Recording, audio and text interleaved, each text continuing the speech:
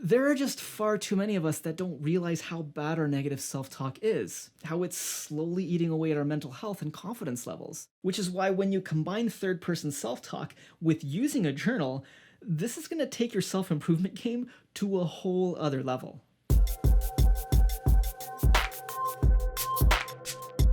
Welcome, warriors! This is your personal development coach John here, and this channel is all about providing you with the knowledge and tools to help you build your warrior within to become your next level self. And working on your self-talk is at the top of my list when it comes to any improvements that you're looking to make in your life. You see, our negative self-talk and overly active inner critic are one of the biggest hurdles that keep us from not only achieving our goals, but actually keep us stuck in patterns of anxiety and depression, further harming our mental health. And without any intentional work on this, it can get worse and worse, severely affecting our happiness, quality of life, and the relationships in our life as well. Personally, there's no way I would be where I am today without really bringing attention to my inner critic. And I can't believe how effective third-person journaling can be for this.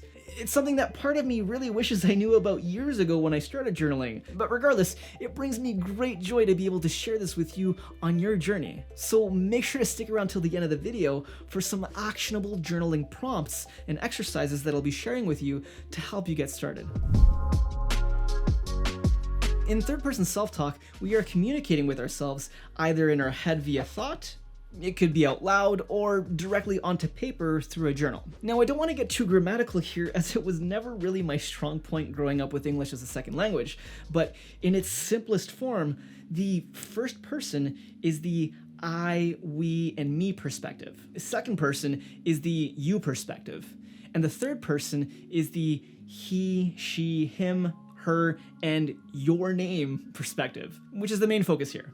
Now, before we go any further, I do have to make something absolutely clear. The majority of years that I've been doing daily journaling has been mostly in first and second person perspectives, and I can tell you, especially if this is new to you, that yes, referring to yourself in the third person will definitely feel weird at first. Whether you're doing it through your own spoken word or writing it using your own name. John! What? What is it? Well, I was gonna ask you how this actually helps with negative self-talk since you haven't gotten to the point yet. Dude, okay, relax yourself. I need to make sure everyone's on the same page here.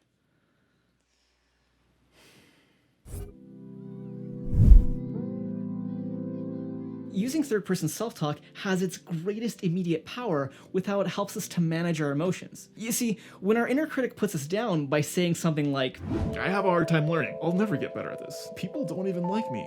this clearly has an effect on how we feel. But the simple act of switching this into the third-person narrative immediately increases psychological distance between you and the anxiety-inducing negative self-talk. Basically, it starts to feel like someone else. There's actually some incredible research on this showcasing how instantly this method works to reduce anxiety. And this is something that you can start doing right away, regardless if your negative self-talk is really that bad. And on top of this, it helps to create more empathy and compassion for yourself because of this psychological space created. It can even make speaking about yourself in a positive way far easier to do. Let's look at the example of positive affirmations. They are notoriously difficult to mentally accept because of the contrary beliefs that we have, which block them. If you've ever tried this by saying something like, I am confident. I am successful and full of energy. I can achieve anything. it's likely that your inner critic starts rolling their eyes at you.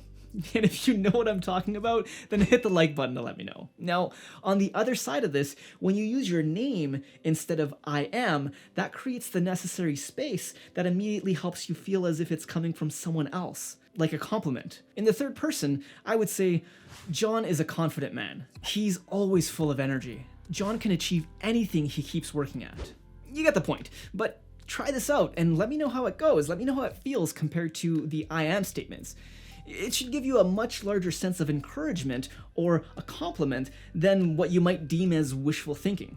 Try it out and give me a high five in the comments if it works. There have been a range of studies that have found that third-person self-talk improves your level of self-control and emotional regulation through psychological distance we've been talking about. But what's remarkable is how quickly it reduces stress and anxiety. A recent study in particular found that when researchers monitored emotional brain activity, the participants' emotional distress reduced within seconds of referring to themselves in the third person. The director of the Michigan University Psychophysiology Lab, Jason Moser, states, essentially, we think that when you refer to yourself in the third person, it leads people to think more about themselves similar to how they think about others. And you can see evidence of this in the brain. This helps people gain a tiny bit of psychological distance from their experiences, which can often be useful for regulating emotions. And something I have to point out is that for many of us, the relationship that we have with ourselves isn't very friendly. What I mean to say is that there are likely countless ways that you speak and treat yourself that you wouldn't even think of doing to a friend. Whether it's being discouraging, putting yourself down, and even emphasizing your weaknesses instead of being encouraging and supportive. Becoming more aware of this is key, which is one of the first ways that we can begin to use our journal for shifting our negative self-talk. This is super simple, and it's something that I ask you to start right away. You don't even need a journal if you don't have one yet. Just use a small sheet of paper and a pen. I do, however, suggest that you get yourself a small-sized notebook to keep with you most of the time. Every single time any thoughts or words considered to be negative self-talk comes through your mind or out of your mouth, anytime that you're doubting yourself, putting yourself down, discouraging yourself, or flat out name-calling, all you need to do is write it down. Don't rely on your memory for this. Write it down. And if you repeat the same statement again later in the day, just add a check mark each time that repeats. Now, make sure to do this quickly and close the notebook up right away. You don't want to dive into it and get lost. Just write it out and carry on with your day. This is just about the simplicity of starting the process. The point of this exercise is to bring awareness to what may have been going on for years. And something I have to share is that this new level of awareness that you're building will probably make you realize how bad it actually is. But don't hang on to this thought. Just remind yourself that this is part of the process. This awareness is a clear indicator that you are moving forward. And at the end of your day, dedicate a small 5 to 10 minute chunk of your time for a short journaling session. This is where we're going to use that list you made to do the real work. And for a next level tip to make sure you actually do this, especially because you'll need to work on this more than once, set a time and a prompt for yourself for when to actually have this session. What I mean is to attach it to a behavior that you already automatically do, such as feeding your pet after you brush your teeth or some other behavior. This will help you with sticking to it for the real progress to occur.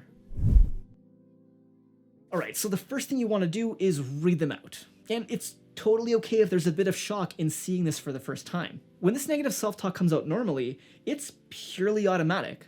We don't have to give it any thought, so it's very normal for this to be a what the moment for you. From here, open to a new page on your journal and start off with something like, I've recently started becoming more aware of my negative self-talk, and these specific statements came up for me today. Then just bullet them out. But make sure to write it using your first name to replace any first-person pronouns in each one. This will help create the psychological distance, create that space to allow you to build compassion for yourself. For example, let's say you recorded yourself earlier in the day saying something like, I have such a bad memory. I can't do anything right. Then you would rephrase it in the third person as, John has such a bad memory.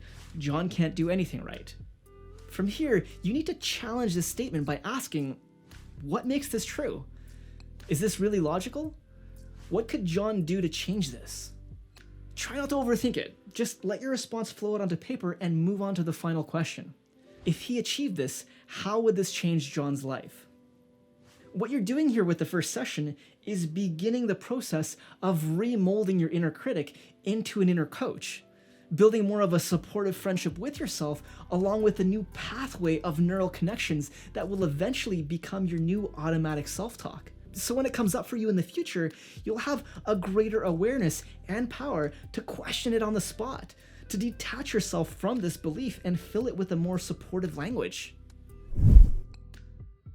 Now, there's no denying that this is going to be difficult at first. It may be uncomfortable, unfamiliar, it might even seem at times like there isn't any progress happening, but believe me, there is. The fact that you made it to this point in the video really shows your commitment and interest on improving yourself towards making a powerful change, not only in your self-talk, but becoming a real friend to yourself. This is something of huge importance that we need to develop now more than ever. Something we cannot overlook because the quality of our mental health reflects the quality of our life. And this next video is going to help you with really continue on this path of becoming your own best friend. The most important relationship we'll ever have that impacts all our relationships in life. Make sure to check it out and share it with people you feel could help. Subscribe for more videos and never stop growing warriors.